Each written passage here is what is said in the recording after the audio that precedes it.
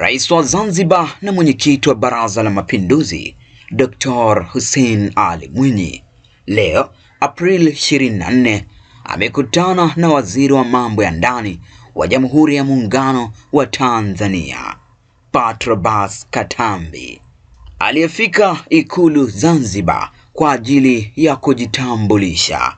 Pamoja na utambulisho huo, Dr. Mwinyi akaishauri Wizara ya Mambo ya Ndani kuimarisha mfumo wa utoaji wa visa kwa njia ya kidigitali, sambamba na kulitaka Jeshi la Polisi kuimarisha ulinzi na usalama katika maeneo ya utalii ili kudhibiti matukio ya uhalifu. Katika maeneo ya viwanja vya ndege, kama nilivyosema, kwa sababu sisi ni nchi ya utalii, lazima tuonekane huduma zetu ni bora. Sasa inaweza ikafika ndege katika zile booth za maafisa uhamiaji 10, unaweza ukakuta watu watatu, especially usiku au wawili. Tumekuwa tukipata hizi taarifa.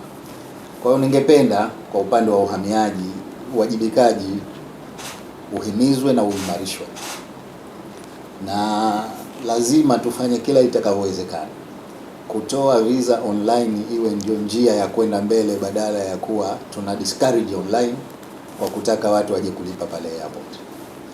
Zanzibar, sehemu kubwa ya uchumi wetu ni utalii, na tunatakiwa kwa sababu ya contribution ya utalii katika uchumi, tujitahidi kwa njia zote kuweza kurahisisha watalii kuingia nchini. Sasa bado tuna changamoto za upatikanaji wa visa online. Kwa handle watu 200 wanaoshuka kwenye ndege, unawaweka sana pale airport. Kwa hiyo mtu akiwasili Zanzibar ameshakuwa kwenye ndege masaa 8-9, halafu anakaa tena masaa nzima au masaa mawili airport. Kwa kweli inatu discredit kwamba hawa kwa nini hawana mfumo mzuri zaidi wa kufanya watu watoke haraka. Sasa hili bado limekuwa changamoto.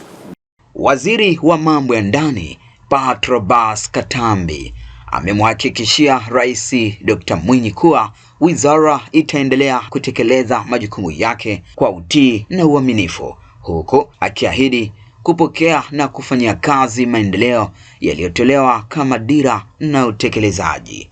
Wajibu mkubwa ambao tunao wa kikatiba, wajibu wa kisheria zilizoundwa, wajibu wa kisera, lakini pia kimipango na mikakati na ilani katika utekelezaji na dira ya maendeleo ambayo nyinyi viongozi wetu mmetupatia.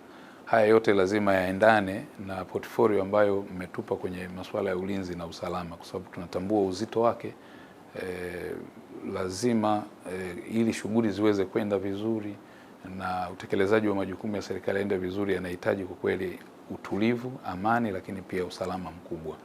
Na mimi Mheshimiwa Rais nikuhakikishie, pamoja na Mheshimiwa Rais wa Jamhuri ya Muungano wa Tanzania Dr. Samia Suluhu Hassan, nitaifanya kazi hii kwa uaminifu mkubwa, kwa uadilifu, kwa kujituma, na kwa kweli nitafanya hivyo kwa kuzingatia viapo ambavyo tumeapa mbele yenu kuweza kuwatumikia. Hii ni Chuom TV. Usisahau kusubscribe, share, like na kucomment. Mimi ni Abbas bin Juma.